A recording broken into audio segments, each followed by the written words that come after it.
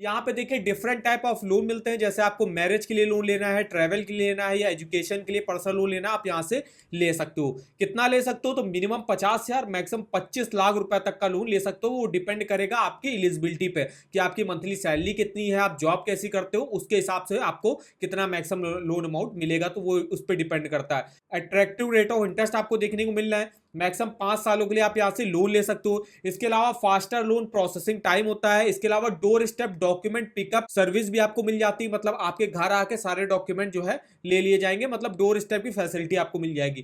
Quick loan processing हो जाती है। पार्ट पेमेंट फीचर्स भी आपको यहाँ पे देखने को मिल जाते हैं। अगर आप 10 लाख या उससे ऊपर का लोन अमाउंट लेते हो पर्सनल लोन का, तो देखिए कोई भी आपको फॉर क्लोजर चार्जेस यहाँ पे देने नहीं पड़ते हैं। बात कर लेते हैं रेट ऑफ इंटरेस्ट की। तो रेट ऑफ इंटरेस्ट देखिए, अगर आप सैलरी के लिए देखो, तो अगर आप 3 साल तक के लिए लोन लेते हो तो 11.89 से स्टार्टिंग हो जाएगी, और अगर आप 3 साल से ज्यादा के लिए पर्सनल लोन लेते हो तो 9.47 से स्टार्टिंग होगी।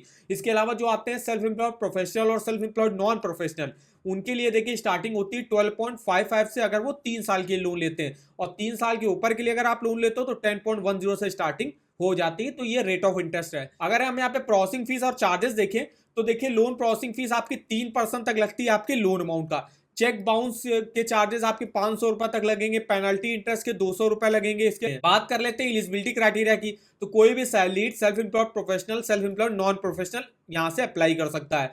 एज कितनी होनी चाहिए? जो सैलरीड के लिए मिनिमम एज है 21 साल है, और सेल्फ एम्प्लॉयड के लिए मिनिमम 23 साल है। मैक्सिमम कितनी है? तो सैलरीड के लिए 60 ईयर्स है, और सेल्फ एम्प्लॉयड के लिए 65 ईयर। अब जो सैलरीड हो गए, उनका जो भी सैलरी अकाउंट होगा जिस भी बैंक में होगा, तो उनका मंथली बेसिस पे एक जो है यहाँ पे ट्रांजेक्शन होना चाहिए। अब जो सेल्फ एम्प्लॉयड प्रोफेशनल और नॉन प्रोफेशनल है, तो उनका देखिए मिनिमम 1 से 2 क्रेडिट ट्रांजेक्शन आपके होने चाहिए मंथली बेसिस पे, और 12 क्रेडिट ट्रांजेक्शन होने चाहिए आपके 12 मंथ में, आपके मेन अकाउंट में, जिस भी अकाउंट में आपकी सैलरी वगैरह आती होगी। अब आपकी जो बंधन बैंक में मंथली सैलरी होनी चाहिए मिनिमम, वो 20 से लेकर 25,000 के बीच में कम से कम होनी चाहिए, तभी आप यहाँ से पर्सनल लोन लेने के लिए एलिजिबल होगे। डॉक्यूमेंट देख लेते हैं क्या क्या लगते हैं। तो डॉक्यूमेंट में देखिए एक आईडी प्रूफ लगेगा, एक एड्रेस प्रूफ लगेगा, जिसमें आप आधार card, voter ID card, pan card वगैरह दे सकते हो। इसके अलावा एक पासपोर्ट साइज फोटो आपको देनी पड़ेगी। लेटेस्ट 3 मंथ का सैलरी स्लिप और सैलरी अकाउंट स्टेटमेंट जो है सैलरी को देना पड़ेगा।